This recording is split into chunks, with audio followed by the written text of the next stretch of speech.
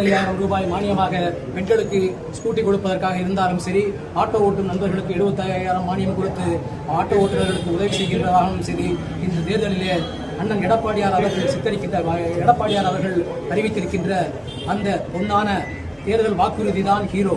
முதல் ஹீரோ அண்ணன் எடப்பாடியார் அவர்களின் வாக்குறுதி. அவருடைய பின்னமான ஒரு எளிமை, மக்களிடத்திலே பழகும் பழக்கம், விளம்பரத்தை விரும்புவதில்லை. அவர் விரும்புவது விளம்பரம் அல்ல, மக்களினுடைய விருப்பத்தை தான் என்பதை நான் புரிந்து கொண்டிருக்கிறேன். அதை நான் பார்த்து கொண்டிருக்கிறேன். அதே போல இந்த தேர்தலிலே ஒரு வரலாற்று சிறப்புமிக்க தேர்தலாக இது அமைந்திருக்கிறது. ஏனென்றால் அண்ணன் எடப்பாடியார் அவர்கள் மக்களால் தேர்ந்தெடுக்கப்பட்டு முதல் முறையாக முன்னாடியே முதலமைச்சராக இருந்திருந்தார். ஆனால் இந்த முறை எப்பொழுது நாங்கள் அந்த மாற்றத்தை சந்திக்கப் போகிறோம் என்ற மக்கள் எல்லாம் சூழ்நிலைத்து அவர்களுடைய ஒவ்வொருவருடைய எண்ணத்தையும் பிரதிபலிக்கும் விதமாக இந்த எழுச்சியை நான் பார்க்க முடிகிறது. நான் கடந்த பம்பலுக்கு சென்றிருக்கிறேன், அழகாபுத்தூருக்கு சென்றிருக்கிறேன், திருநீர்மலைக்கு சென்றிருக்கிறேன், பொழிச்சலூருக்கு சென்றிருக்கிறேன். அதேபோல பல்வேறு பகுதிகளுக்கு அண்டம் பகலும் அண்ணன் போன்ற தலைமை கொண்ட பல தலைவர்களோடு சேர்ந்து பார்க்கும் பொழுது அவர்கள் சொல்லுகிறார்கள் துயரங்களை அனுபவித்துக் கொண்டிருக்கிறார்கள். சாலைகள் எல்லாம் குறுகியிருக்கின்றன, நீர் வசதிகள் இல்லை என்று பலவற்றையும் சொல்லிக் கொண்டிருக்கிறார்கள். இப்படிப்பட்ட சூழ்நிலையிலே இந்த ஆட்சி மாற்றத்தை இந்த பல்லாவரம் மக்கள் மாத்திரம் அல்ல, தமிழகத்தில் உள்ள மூலை முடுக்குகளில் உள்ள அனைத்து தமிழர்களும் இன்னைக்கு அனைத்து மக்களுமே இந்த மாற்றத்தினை எதிர்பார்த்திருக்கிறார்கள். மாபெரும் வெற்றியை பெறுவோம். அது இந்த பல்லாவரத்தின் மூலமாக தொடங்கும். தமிழ்நாட்டிலேயே சிறந்த ஒரு தொகுதியாக இந்த பல்லாவரத்தை மாற்றி காட்டுவோம். ஏனென்றால் இது தமிழ்நாட்டினுடைய நுழைவு வாயிலில் இருக்கிறது. பன்னாட்டு விமான நிலையமும் சரி, உள்நாட்டு விமான நிலையமும் சரி இந்த பகுதியில் தான் அமைந்திருக்கிறது.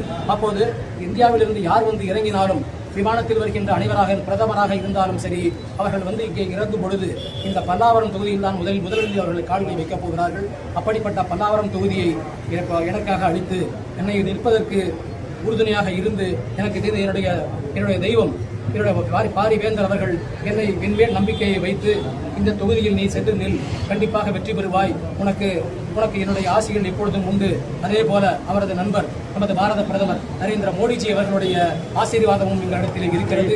அண்ணன் மோடிஜி அவர்களுடைய ஆசீர்வாதமும் மட்டும் கூட அதனுடன் நமது அண்ணன் எடப்பாடியார் அவர்களுடைய ஆசீர்வாதமும் மற்ற கூட்டணியை சார்ந்த ஒவ்வொருவருடைய ஆசீர்வாதமும் அதில் அடங்கி இருக்கிறது. அவர்கள் சொல்லுகிறார்கள், நானும் சேலத்தை சேர்ந்தவன் தான், பிறந்தது சேலம் தான். ஆமாம், எங்களுக்கு அண்ணன் அன்புமணி அவர்கள் சொல்லும் போது சொன்னார், ஆமாம் எங்களுக்கு ஒரு சேலத்து மாம்பழம் கிடைத்து விட்டது, அது பல்லாவரத்திலே நிற்கிறது என்கிற அளவிற்கு அண்ணன் அவர்கள் உறுதுணையாக அவரை பார்க்கும் பொழுது அவர்கள் கூறும்போது இந்த ஆட்சி மாற்றத்தை கண்டிப்பாக உறுதியாக நான் செய்து காட்டுவேன், அதற்கு அண்ணன் எடப்பாடியார் இருக்கிறார்கள், நாங்கள் எல்லாம் உறுதியாக இருப்போம் என்று எங்களிடத்திலே சொன்னார்கள். அவரை சந்தித்து இப்படிப்பட்ட ஒரு சூழ்நிலையை நான் பல்லாவரம் தொகுதியில் இருக்கிறேன். உங்களுடைய வாக்குகளை எல்லாம், உங்களுடைய பொன்னான ஒத்துழைப்பை, மீடியாவோட ஒத்துழைப்பை, ஒவ்வொரு பத்திரிகையோட ஒத்துழைப்பை நாட்டின் நலன் கருதி நீங்கள் எல்லாம் செய்வீர்கள் என்று நினைத்து அனைத்து வாக்காளர்களும் பல்லாவரத்தைச் சேர்ந்த அனைவரும் இரட்டை இலை சின்னத்தில் அவர்களுடைய வாக்குகளை அளிக்க வேண்டும் என்று உங்களை எல்லாம் பணிவன்போடு கேட்டுக்கொள்கிறேன்.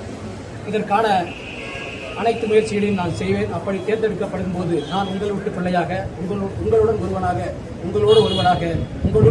இருந்து கண்டிப்பாக உங்களுடைய வளர்ச்சிக்காகவும் இந்த பல்லாவரம் தொகுதியை தமிழ்நாட்டின் தலைசிறந்த தொகுதியாக மாற்றி காட்ட எனக்கு உறுதியாக இருக்க என்னிடத்திலே பாரிவேந்தர் இருக்கிறார்கள், என்னிடத்திலே நரேந்திர மோடிஜி அவர்கள் இருக்கிறார்கள், என்னிடத்திலே அண்ணன் எடப்பாடியார் அவர்கள் இருக்கிறார்கள்.